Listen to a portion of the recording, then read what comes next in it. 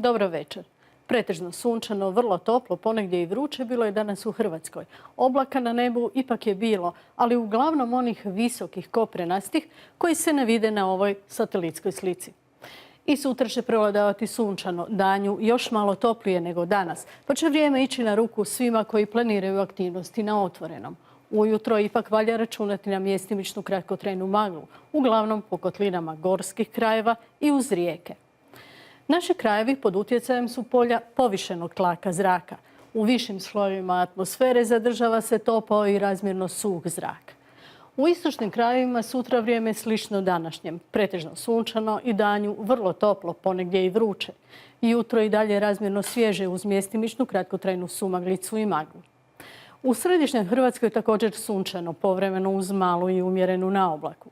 Ujutro mjestimice može biti magle. Jutarnja temperatura od 13 do 15, a najviša dnevna oko 30.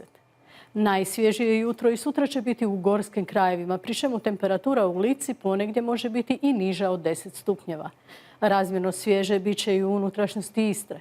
Prevladavat će sunčano, a po kotlinama Like i Gorskog kotara ujutro može biti magle. Najviša dnevna temperatura u Gorju oko 27, na moru oko 30. Ujutro uz obalu bura, danju zapadni i sjeverozapadni vjetar. Ujutro će bura uz obalu biti i na srednjem Jadranu. Danju uglavnom zapadni i sjeverozapadni vjetar uz malo valovito more. Prevladavat će sunčano uz najvišu dnevnu temperaturu u mnogim mjestima oko 30 stupnjeva. Uz obilje sunca, vruće s temperaturom između 30 i 32, bit će i na južnom Jadranu.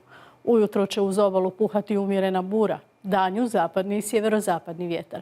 More malo, na krajnjem jugu i umjereno valovito, a njegova je temperatura između 24 i 27 stupnjeva. U četvrtak će mjestimice biti umjerene na oblake, a u petak raste vjerojatno za povremenu kišu te lokalne pljuskove i grmljavinu, osobito u drugom dijelu dana te u noći na subotu. U subotu još malo kiše može pasti prije podne, a zatim se očekuje razvedravanje. Od petka danju manje toplo. I na Jadranu će od petka biti manje vruće, osobito na sjevernom dijelu gdje se očekuje povremena kiša te lokalni pljuskovi i grmljavina. Međutim, u noći na subotu te tijekom subote poneki pljusak moguće i u Dalmaciji. Vjetar uglavnom slab. U subotu na sjevernom dijelu umjerena bura, u Dalmaciji sjeverozapadnjak. Dakle, vrlo toplo, nerijetko i vruće, bit će još sljedeća 2 dana. Manja količina ovog hladnijeg zraka sa sjevera doći će i do Hrvatske, pa će od petka i kod nas biti manje vruće. Ugodan vam nastavak večeri.